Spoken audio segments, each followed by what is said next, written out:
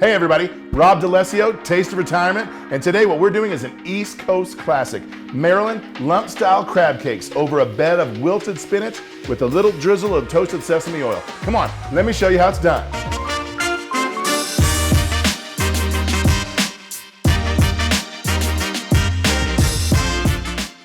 All right, welcome back, and for those of you that are new to the show, go to our YouTube page, subscribe, like our videos, and you'll see amazing content just like we're doing today. So what we're doing is Maryland-style crab cakes, and I just love them, an East Coast favorite.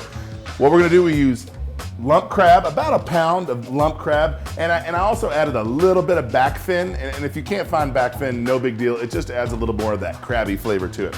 We've got some Ritz that are all crunched up, gives it a nice, rich, buttery bite to it.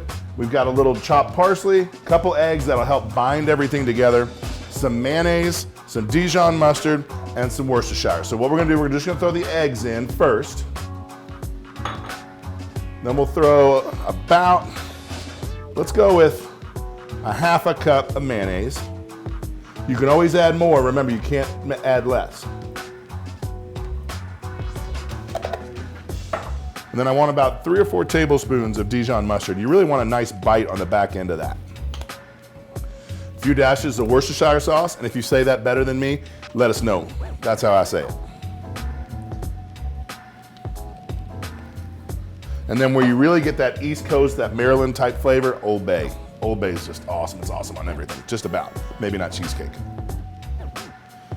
And you want to make sure you don't get seeds in there. So I actually just go through my hand, and then you'll catch the seeds, and then the lemon juice will go in there.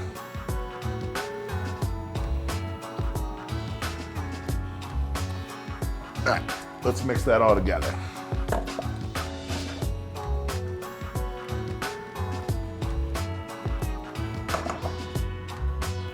Okay. Throw a handful or maybe a half a cup of the crackers in there, and then throw the crab in there. And I like to use a lot of crab, and the reason I do is simply because sometimes you'll have a crab cake and there'll be way too much bread, and you just, if you're gonna have a crab cake, man, you want the crab to speak for itself, right? All right, so mix all that up. And I actually use my hands on this, and you can use more crackers to help you bind it if you need to, but you don't want it too wet. Right now it's a little bit wet.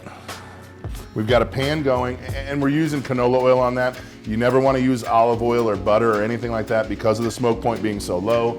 It'll smoke up and it'll just taste really bad.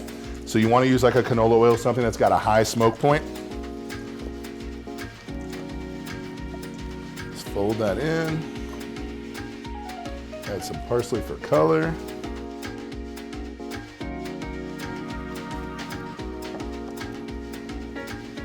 All right, at this point, it's time to fry. What you want to do is just form a ball with your hands as much as you can.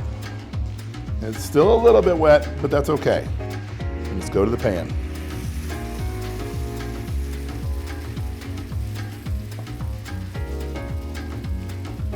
All right, and then you want to let them sit there for a little while so that way they can get all good and happy and get a nice crust on that outside. But just let them sit for a few minutes, and then we're gonna flip them open. Okay, what is a retirement plan consultant? Well, if you're investing with your 401k or 403b through your work, you can rest assured that somewhere they have a retirement plan consultant that is overseeing that plan. And what they do is they have a fiduciary responsibility. They need to make sure that they're acting on the best behalf of you as the employee or the contributor to the fund. But they are also the ones that help select out which funds that you're allowed to choose from. They also make the rules, if you would, on whether or not you're allowed to do in-service withdrawals or hardship withdrawals. So you want to make sure that when you're choosing a retirement plan consultant that you're looking for an independent, really, maybe a registered investment advisor or somebody that's a certified financial planner, to know that they're using fiduciary responsibilities, they're doing what is best for you as the client. So that way your 401k plan or your 457 or your 403b, whatever it is, that it'll go the way you want it to go, or at least that your best interests are at hand. All right, it's been about 3 or 4 minutes. It looks like they're nice and golden brown on the other side. I guess we'll find out. If you could smell that Old Bay seasoning in there right now, it would just blow your mind. But you just get a nice spatula, go underneath, and flip them, and oh my gosh, they are so happy. And when you flip it, you want to make sure you do it in a quick motion so that it doesn't break apart on you. Because the thing is, if you can firm them up by putting more crackers in there or more bread, but you don't want to do that. You want to eat more crab. So they're almost done. They've got another couple minutes to go. So while we're doing that, I want to be efficient with my time, and I'm going to go ahead and just wilt some spinach. It's beautiful. It goes with the dish. They're going to be on a nice bed of wilted spinach. And all we're going to do is get a little pan going, a little oil in the pan going, get it high. Again, no butter, no olive oil, and just throw the spinach in there.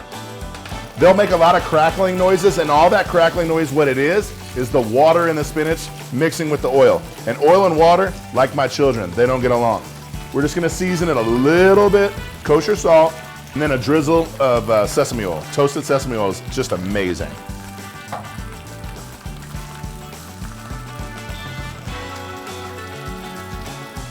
Been about another 4 minutes on this side. What we're gonna do is just take them off. And you wanna put a stack of paper towels just to let some of that grease drain off.